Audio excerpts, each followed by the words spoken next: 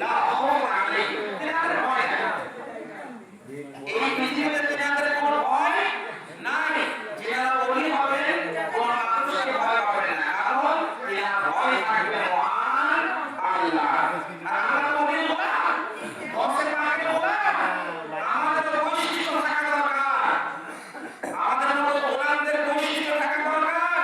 যদি আমাদের সুন্নি যুবক ভাইদের মধ্যে একটা 4 মাস ধরে আপনাদেরকে তালিম দিচ্ছি, অবশ্যই আল্লাহ আপনাদেরকে শিক্ষা দিয়েছিলেন। আপনাদের সামনে যদি বলতে বলতে কথা ভাষা এসব আলোকে ছেড়ে দেবেন নবী, গায়ে জানেন না নবী, জানেন না ছেড়ে জানেন না নবী সম্মান করে, আপনি চুপ থাকবেন?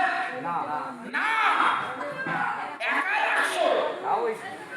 আরে 99 জন বিরুদ্ধে থাকো, একটা সমর্থন আছে, ইনশাআল্লাহ তার উত্তর আপনি থাকবেন, দাঁড়িয়ে যাবেন। এটাই দরকার।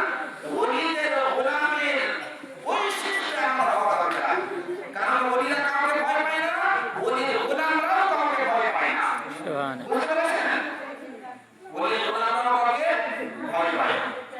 তো আল্লাহ বলে না খাউফুন আলাইহিম, তাদের কোনো ভয় নাই, আখিরাতেও চিন্তা নাই।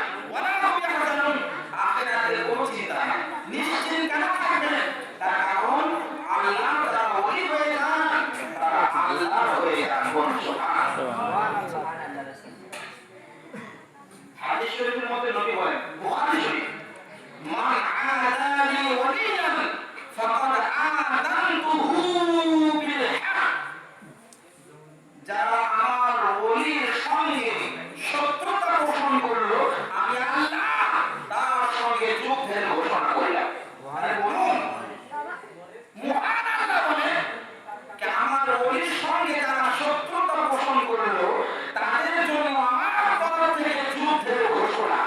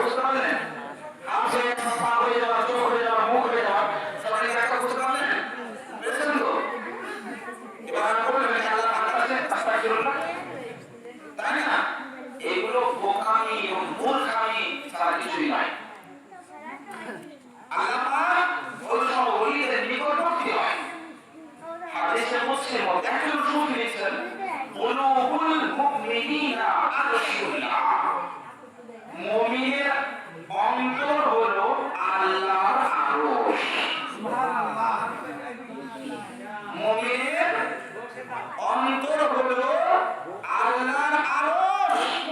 এর মানে এই নয় যে আল্লাহ আরশে বসে আছেন মাশাআল্লাহ, অন্তরে বসে আছেন মাশাআল্লাহ, না, তার অন্তর আল্লাহর জন্য চলে, তার হৃৎপিণ্ড, তার দিল আল্লাহর জন্য চলে, আল্লাহর জন্য চলে, প্রত্যেকটা মুহূর্ত আল্লাহর স্মরণে থাকে। সেই জন্য আল্লাহ পাক বলেন যে আমি মুমিনের অন্তরে আছি। আল্লাহ শরীর থেকে পাক, বুঝতে পেরেছেন? আল্লাহর আকার, আল্লাহর কোনো আকার নাই, বুঝতে পেরেছেন? বলার বিষয় অনেক কিছু আছে, কিছু যদি তৈরি হয়ে গেছে চিন্তা করি না, লং বেশি কোন সময় নেব না।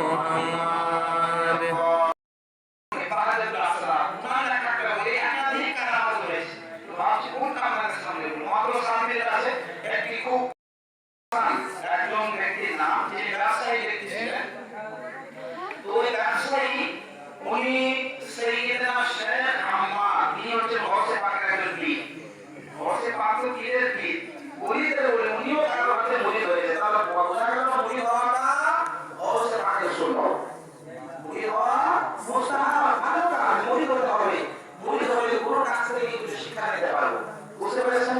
তো গৌসে পাক রাদিয়াল্লাহু আনহুর পীর হযরত আম্মার রাদিয়াল্লাহু আনহু ইনার দরবারে উপস্থিত হলেন। কে?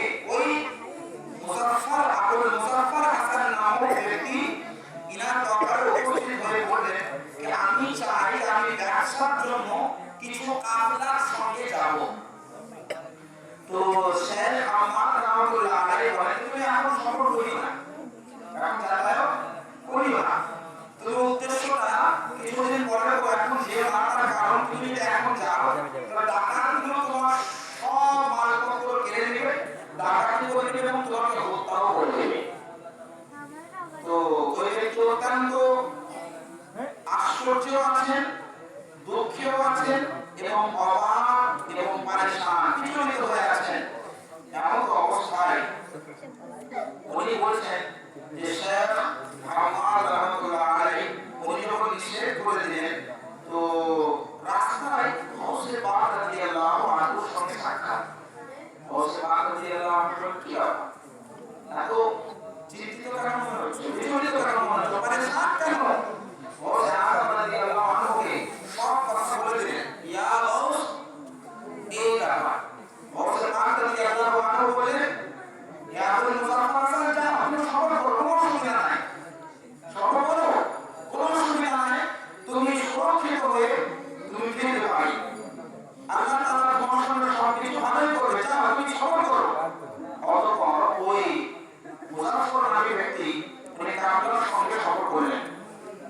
উনি সফর করলেন, ব্যবসা অনেক নাফা বা প্রফিট উনি অনেক পেলেন, না প্রফিট পেলেন, বেনিফিট পেলেন, উপকার হওয়ার পর উনি করলেন 1000 আশরাফি ঝোলায় নিয়ে উনি এলেন। যাই হোক, অতঃপর উনি ওই ঝোলাটি, যে ঝোলায় ওইসব আশরাফি পয়সাগুলো ছিল, উনি কোথাও রেখে কিন্তু ভুলে গেলেন। আমাদের অবস্থায় ঘুম চলে এলো, ঘুমিয়ে গেলেন। ঘুমিয়ে যাওয়ার পরে স্বপ্ন চলে দেখছেন যে কিছু মানুষ, অর্থাৎ কিছু কাফেলার উপরে কিছু মানুষ হামলা করে দেয়। হামলা করে দেওয়ার পরে তাদের মালপত্র সব কিছু কিন্তু ডাকাতি করে নেয় এবং ডাকাতি করে নেওয়ার পরে তাদেরকে পুরোপুরিভাবে হত্যাও করে দেয়। সঙ্গে সঙ্গে কাঁপড়ে উঠলেন, সকলে কাঁপড়ে উঠলেন, কাঁপড়ে ওঠার পরে দেখছেন আমার তো ছোলা কেমন একটা মনে আছে, সঙ্গে সঙ্গে উনি